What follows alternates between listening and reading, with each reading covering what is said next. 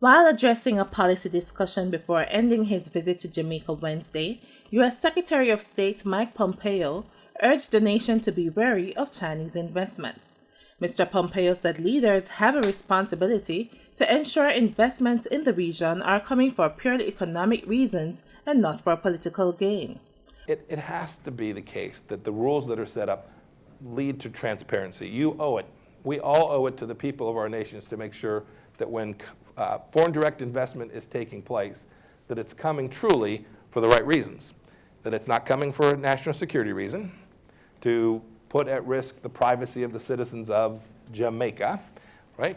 It's not coming to have a political outcome, that it's truly an economically based. It is a risk-adjusted return on investment being sought by that capital provider. When that's the case, if it's a European company, great. If it's a company from Africa, fantastic. If it's a company from the Caribbean, so much the better.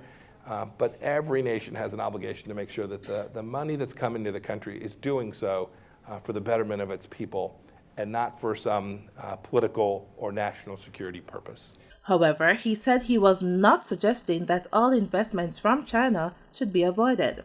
We love the Chinese people. The United States has enormous investment from China in our country, and we have American companies that invest in China today.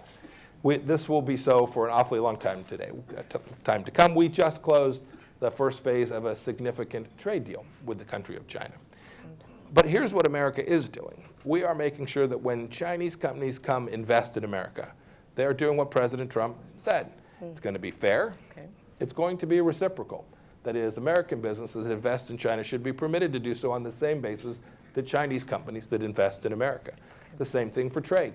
If there's going to be a tariff in one place, it ought to be reciprocal. In recent times, Washington has become critical of China's investments in the Caribbean, with many regional states signing on to Beijing's Belt and Road Initiative, the global development strategy adopted by the Chinese government in 2013 involving infrastructure development. Stephen Winter, Frontline News.